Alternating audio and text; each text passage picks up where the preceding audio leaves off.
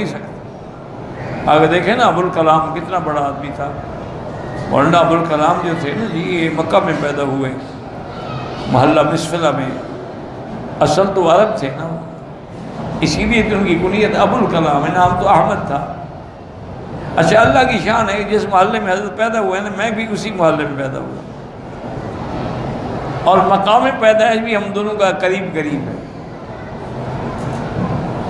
لیکن اللہ نے ایک علم دیا تھا، مقام دیا، عظمت دی تھی۔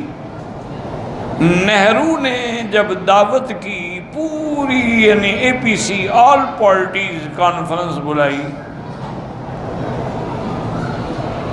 تو اس میں سب سے آخر میں آنے والا ابوالکلام تھا۔ وجہ کیا تھی کہ اگر میں پہلے جا کے بیٹھوں گا جو آئے گا کھڑا ہونا پڑے گا نا، میں کیوں کسی کے آگے کھڑا ہوں،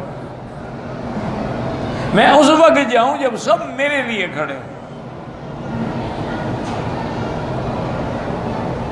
حضرت آخر میں گئے، سب کھڑے ہو گئے، اور حضرت اپنی کرسی پہ بیٹھے، اور بیٹھتے ہی فرمایا کہ جواہر لال شوربہ لے آؤ۔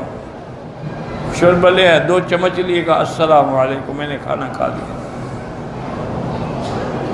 یہ بڑے لوگ تھے، ان کو پرواہ تھوڑی تھی کہ جواہر لال کیا ناراض ہو جائے گا، کیا ہو دفعہ ہو۔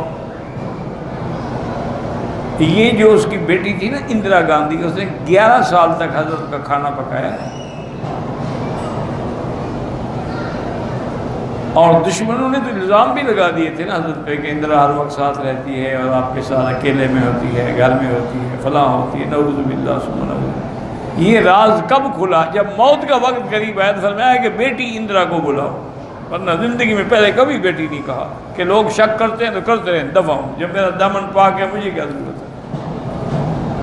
اس وقت فرمایا کہ بیٹی اندرا کو، کہنے کہ بیٹی تم نے میری خدمت کی ہے 11 سال، میں تمہیں بدلہ تو نہیں دے سکتا، لیکن میری خدمت کا ایک صلہ تمہیں ملے گا، یا تو 11 سال تک تم کانگریس کی صدر رہو گی یا اس ملک کی صدر رہو گی۔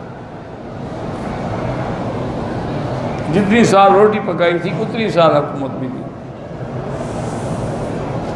یہ بڑے لوگ تھے، اللہ ان کی قبروں پہ کروڑوں رحمتیں فرمائے۔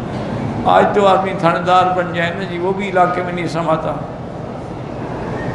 وہ بھی سارے علاقے کو نچا کے رکھتا ہے۔